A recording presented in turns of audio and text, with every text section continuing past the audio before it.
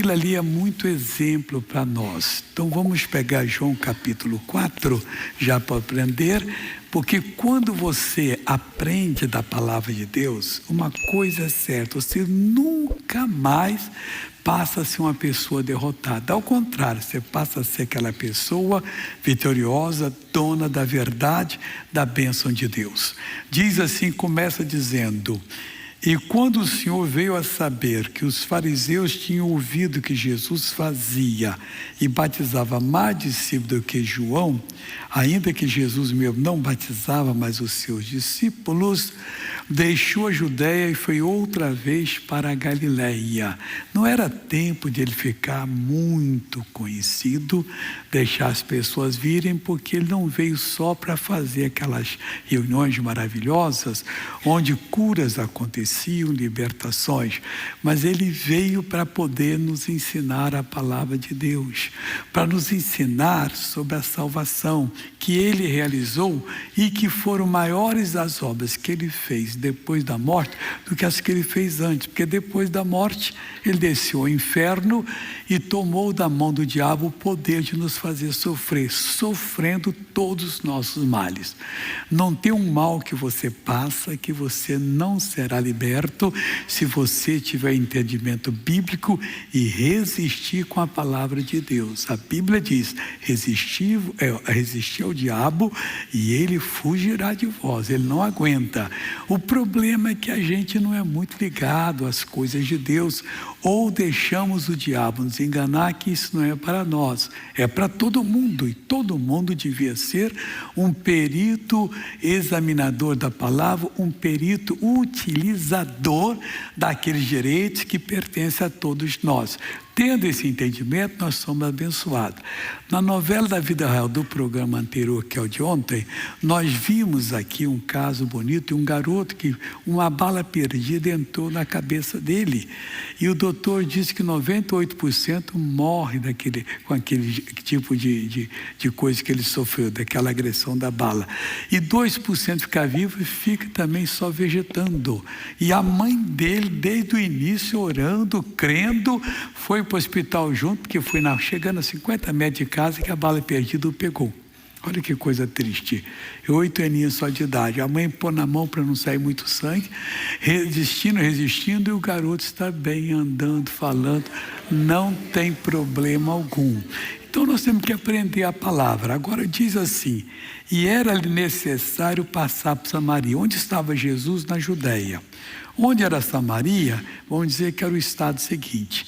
É como, não dá para explicar bem, porque São Paulo é largo. O pessoal do Paraná, tendo ido para Minas Gerais, podia passar direto.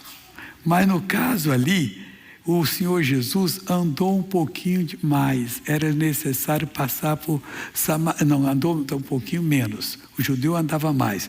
Por que o judeu andava mais? Porque vinha do Paraná, passava por São Paulo e pegava o Rio de Janeiro e ia para... Não era o Espírito Santo, está um pouquinho mais acima. Pegava Janeiro e ia para São Paulo. Por que fazia essa curva? Por causa do problema religioso. Porque os samaritanos, eles também tinham um pouco de sangue, nem todos, mas a maioria tinha, de sangue dos hebreus. Porque quando houve a derrota do reino do norte, o Salmanasé tirou o melhor da população, levou para a terra dele e deixou ali o populacho, que não tinha cultura, que não queria saber de nada. E trouxe o populacho de outros povos. Eles se casavam entre si, o judeu não casava com o gentio. Aí eles então faziam essa volta. Mas Jesus sentiu que deveria passar por Samaria, onde poderia ser hostilizado. Uma vez passando por lá, quiseram pousar numa aldeia, mas os samaritanos não receberam, não. Não, o problema é vocês vão embora, é noite, mas vai embora. Aqui vocês não entram. Era uma brigazinha religiosa. Aí Jesus, era necessário, sentiu no coração, e ele então passou direto para Maria, evitando aquele caminho mais largo, porque era necessário. Aqui provou que era. Não houve confusão nenhuma, ao contrário, ele resolveu um caso muito sério. Aí diz o seguinte assim: Foi, pois, uma cidade de Samaria chamada Sicar, junto à idade que Jacó tinha dado a seu filho José. E estava ali a fonte de Jacó. Jesus, pois, cansado do caminho, presta atenção, às vezes nós cansamos do caminho de Deus. Assentou-se junto da fonte, era isso quase a hora sexta. Veio uma mulher de Samaria tirar água e disse: Jesus, dá-me de beber. No conto anterior eu falei, você faz um quadro mental, a fonte estava lá, não tinha ninguém. Esse horário, mulher de família não ia tirar água, e sim as que tinham uma fama, e essa foi.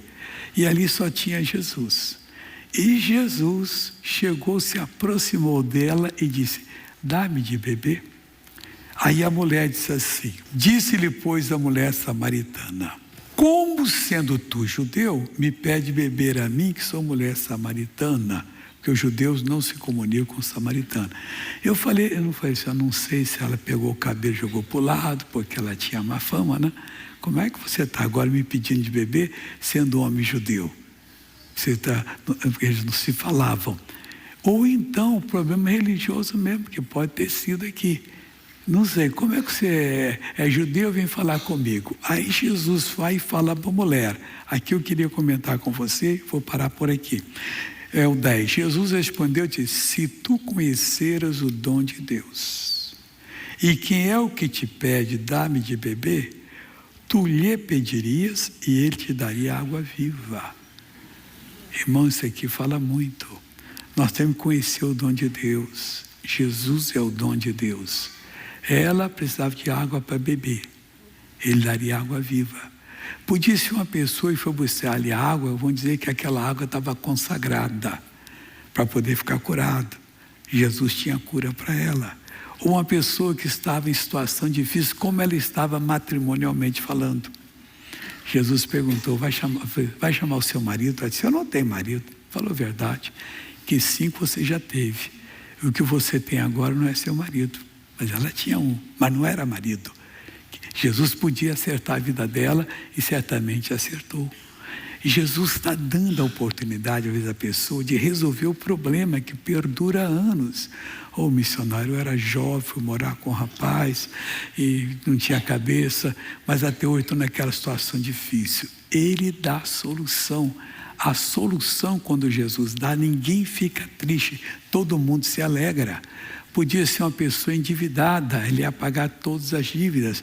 Podia ser uma pessoa que estava condenada, vamos dizer, no corredor da morte. Jesus tiraria ela de lá.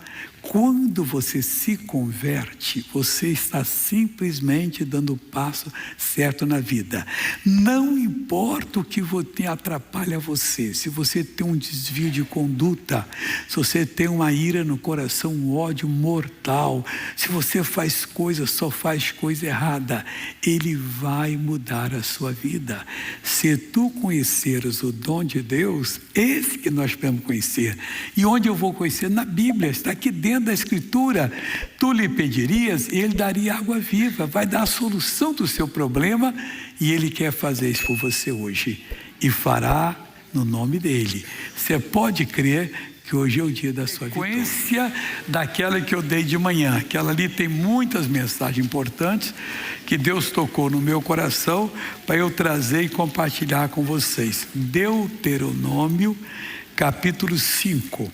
Aqui de manhã, no primeiro culto, nós demos do versículo 27 até o 29. Só uma pequena palhinha para entrar na matéria nova. O Monte Sinai, Moisés levou todo o povo para lá por ordem de Deus, e ali Deus desceu naquele monte. E quando Deus desceu, o monte tremia todo, é cheio de pedra. Rios, lavas de tipo vulcão desciam, fogo descia ali. A coisa estava séria. Quem chegasse e tocasse no monte, até um animal seria morto. E então ninguém que estava ali, todo mundo tremendo, e Deus falando. Aí eles pediram a Moisés o seguinte: chega-te tu e ouve tudo o que disser o Senhor, nosso Deus, e tu nos dirás tudo que te disser o Senhor nosso Deus, e o ouviremos e o faremos. Fizeram uma promessa. Ouvindo, pois, o Senhor a voz das vossas palavras, que me faláveis a mim, o Senhor me disse: eu ouvi a voz das palavras deste povo, que te disseram, em tudo falaram eles bem de mim. Fala a verdade, ninguém pecou ali, ao contrário, não queria mais ficar ali ouvindo, porque era assustador, estava uma escuridão tremenda, trevas, e Deus no meio das trevas falava, e vinha aquele fogo. Deus é um fogo consumidor, só que é um fogo que quando vier na sua vida pede para ele vir mais. Ele não queima você, ele queima o mal que está em você. Ele vem para acertar o seu sistema imunológico, acertar a sua memória que está fraca, acertar a sua visão, que hoje tem uma porção de apelido nela ali, de doenças, é astigmatismo, hipermetropia, estrabismo, e não sei o que lá, aqui, tal. E Jesus vem ali e cura tudo, cura o seu ouvido. Ele não está perguntando como é que ele vai fazer, ele quer que você creia e invoque ele em espírito e em verdade. É isso que nós temos que ensinar ao nosso povo aprendendo vai ser uma bênção. Bom, aí agora matéria nova. Aí não, 29, que era o que eu terminei. Quem dera que eles tivessem tal coração que me temesse e guardassem todos os meus mandamentos todos os dias, para que bem lhes fosse, a eles e aos seus filhos. Quem dera. Eles falaram, Moisés, de boca para fora, mas não vão guardar nada. Se eles guardassem, eu abençoaria. Se eu guardar o que Deus fala comigo, Deus vai me abençoar. Se você guardar, você pode ser uma pessoa bem próspera, você vai ser muito maior do que é. Você pode ser uma pessoa que não tem nada, está numa penúria que dá desgosto ver de tanto que você está sofrendo. Deus vai tirar toda essa miséria, essa pobreza, essa escassez e vai dar prosperidade. Missionário, eu moro, minha casa passa rato, não sei lá mais o que. Tem gente que já contou isso para mim aqui em São Paulo. Negócio sério, missionário. Deus muda, meu irmão. Ele pega a pessoa que está morando no lixão e faz ela estar no meio de príncipes. Muda completamente, acredite nele. Eu não sei o que ele está falando no seu coração, mas a relação sua com ele não passa por mim. A sua relação é direta através do Senhor Jesus, que é a palavra de Deus.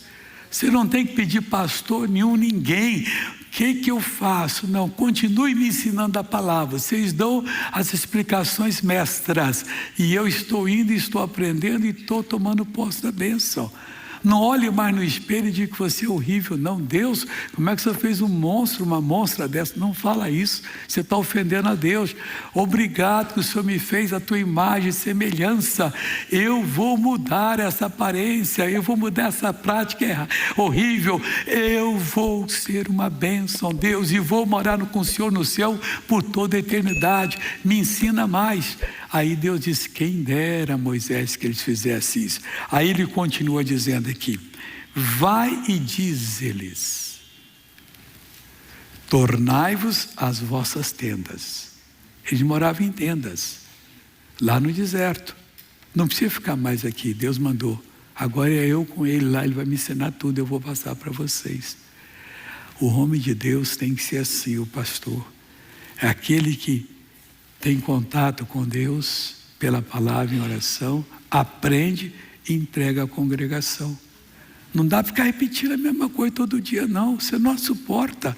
Você está precisando de pastor, pastora, não importa se é ele ou ela, porque todos diante de Deus são iguais. Desde lá do Gênesis está escrito isso. Próximo culto eu devo falar sobre isso. Então, nós somos pessoas que estamos em comunhão com Ele, ou precisamos estar. Não é que estamos, não. Desde que me fez pastor eu estou. Não, você pode estar bem desligado. Se você não perseverar, você não será salvo. Aí diz aqui, tornai-vos as vossas tendas, porém tu está aqui comigo. Continua aqui, eles vão para a tenda, você não. Para que eu a ti te diga todos os mandamentos e estatutos e juízos que tu lhes has de ensinar, que cumpram na terra, que eu lhes darei para possuí-la. Você que aceitou Jesus, deixa eu falar uma coisa bonita para você. Você é mais do que uma nova pessoa. Você é uma pessoa agora verdadeiramente a imagem e semelhança de Deus. Quando nós aceitamos Jesus, nós somos refeitos. E diz a palavra, somos refeitos em Cristo Jesus. Então nós somos pessoas preparadas, mas nós precisamos buscar a Deus. Jesus era o Filho de Deus, ele passava às vezes noite inteira orando a Deus. Acordava cedo e ia para um lugar deserto, nos dando exemplo que nós precisamos. Nós temos que buscar o Senhor. A mulher do pastor deve cooperar com ele e não ficar no pé dele. O marido da pastor deve cooperar com ela e não ficar no pé dela. Deixa ele, pastor, ou ela, pastora, por consagrar, buscar Deus e trazer. Isso não quer dizer todo dia, não. A gente não tem que todo dia agora nos matar para Deus dar, não. Ele dá. E nós sentimos quando estamos precisando de fazer uma consagração. É quando o noivo já não está mais conosco, nós estamos desesperados, estamos sozinhos. Deus, meu cesto está vazio, como é que eu vou alimentar o teu povo? Nessa hora nós fazemos uma consagração, às vezes com jejum, e Deus então vem, nos visita e muda a nossa vida. Nós nos tornamos verdadeiramente em pessoas abençoadas. Deus quer fazer isso na vida de todo aquele que aceita Jesus. Aí nessa hora ele se purifica diante de Deus, ele para tudo que não presta na vida dele, e Deus o muda, Deus o transforma, e a igreja salta de alegria no banco. O nosso pastor é outro, o nosso pastor está forte, agora a igreja vai crescer, os perdidos vão encontrar Cristo, os endemoniados vão ser libertos, os doentes vão ser curados, o nosso povo vai prosperar, porque está lá na Bíblia, a bênção do Senhor enriquece, ela não diz que ela empobrece não, e não acrescenta dores. Você pode pegar essa palavra, crer e reivindicar em nome de Jesus. Aí diz ele aqui, Moisés tinha que ficar ali. E ele então daria para os judeus o ensinamento para que os cumprisse sobre os mandamentos, estatutos e juízos, para os cumprisse na terra, que ele lhes daria para possuí-la. Nós já ganhamos a terra da promessa, que não é física, não é um pedaço de terra entre as nações, é o entendimento espiritual que nunca vai nos deixar. Eles ganharam a física, precisam se converter, aceitar Jesus para poder ganhar a espiritual, senão vão ficar em trevas. Continuando aqui agora, 32. Olhai, pois, que façais como vos mandou o Senhor vosso Deus. Essa é uma lição importante. Aquilo que Deus falou no seu coração, você tem que fazer. Se faz em espírito. Deus não vai pedir a você para sacrificar um boi para Ele, não. Isso era no Velho Testamento que existia, parou isso. Jesus é o Cordeiro de Deus, foi morto e nunca mais foi nada de ser morto. Então, Deus não vai pedir a você uma coisa difícil, salta no escuro, não, isso é demônio que está falando com você. Deus vai dar luz e Moisés ensinaria a eles, olhai para que façais como vos mandou o Senhor, vosso Deus. Não declinareis nem para a direita nem para a esquerda.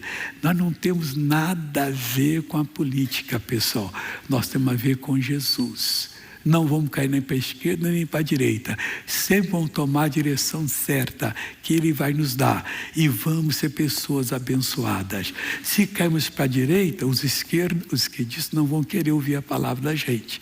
Se cairmos para a esquerda, os direitistas não vão.